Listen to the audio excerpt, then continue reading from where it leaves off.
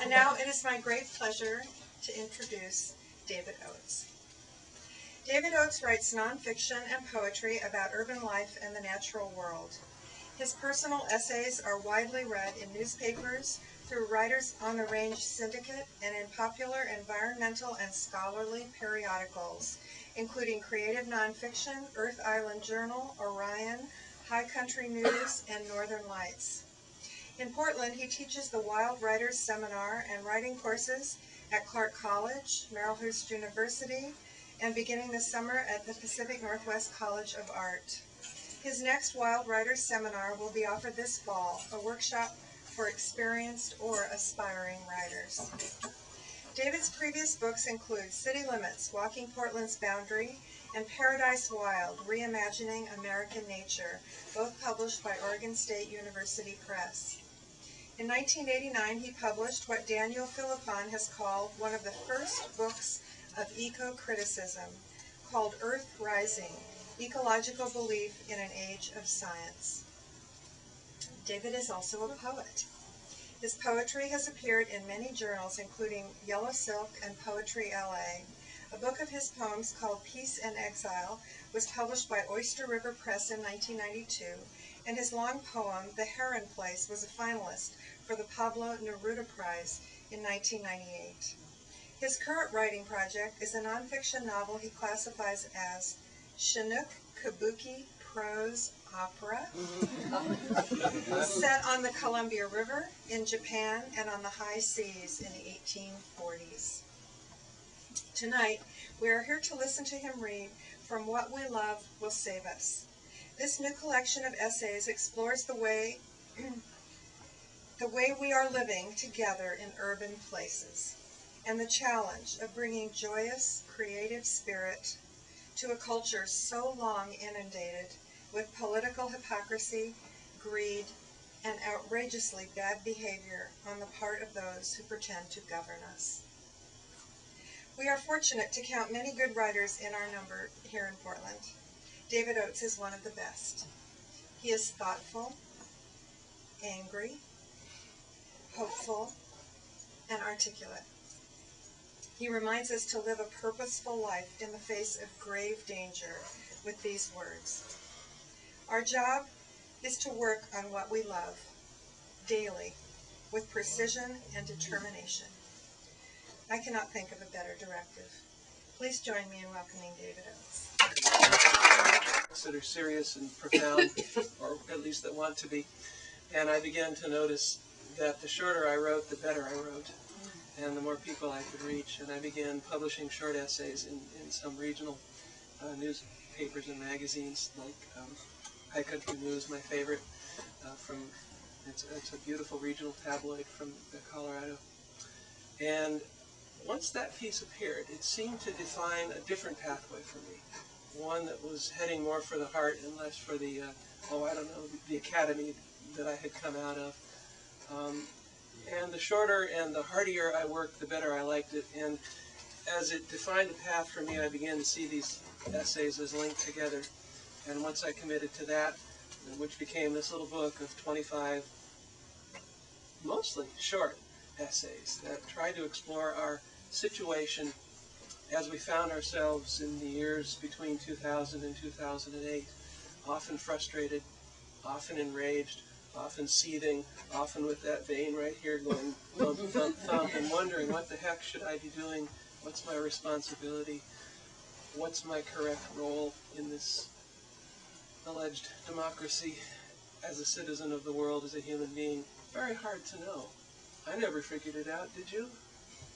What we should have been doing to correct the course, to respond humanly, to respond with heart and with passion and with effectiveness.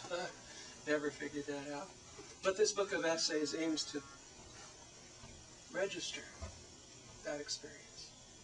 To say, as one of the essays says, it says, like that muddy line on the wall of a town that's been flooded, you look back at it and you say, this is how high it got. I was there. We lived through that. We still don't know what to make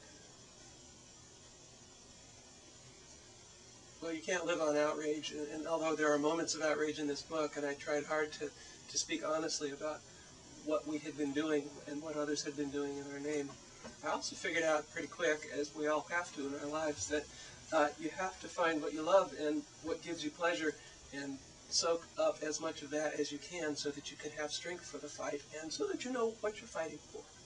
And so the second essay in the book is called On Pleasure. It's dated August 2003. It's 104 in Sacramento, and almost that hot in the Gold Rush foothills where my folks live, whom I've come 600 miles dutifully to visit. But today I've settled into the duffy shade of a huge mountain hemlock. The sweat of a perfect day hike is cooling me, and a snow cornice gleams above a silver dollar lake set deep in a talused cirque. I love this, the High Sierra. I loved it in detail over years of exploring before I abandoned the sins and automotive savageries of California for the cool green urbanisms of Portland. In my hand is a book of poetry. It's from Stephen Dunn. And I'm about to enter a long, savoring poem listing what he calls his loves. In detail.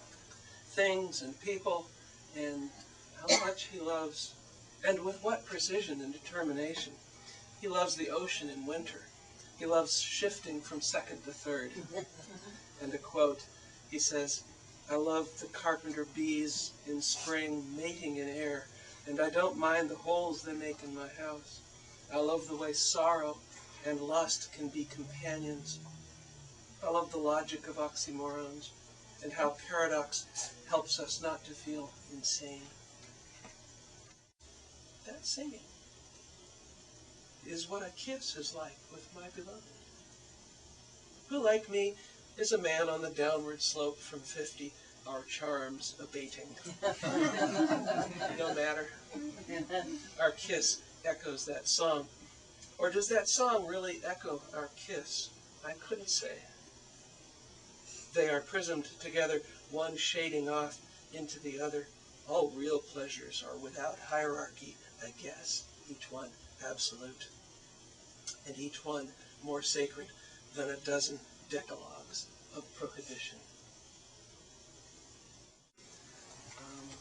The Walt of the title is Walt Whitman, my great exemplar and hero and model, whose 150th anniversary we're going to be celebrating this year with a dramatic performance read-through of the entire 40-page poem, Song of Myself. This is happening in October. The space we have for it is PNCA, Pacific Northwest College of Art. And if you want to keep tabs on this project as it goes forward and remember not to miss coming to hear the read-through, my website is my name, davidoates.info. And we're going to keep that on the calendar there and make sure it happens. It's a long poem, wonderful poem. It deserves celebration, and kind of on the model of the Bloomsday read-through of James Joyce's Ulysses every year. We're going to have a 50-voice read-through of this 50-section poem. Wow. And so there will be a long lineup of characters and scallywags from Portland and elsewhere to read the various pieces of this poem.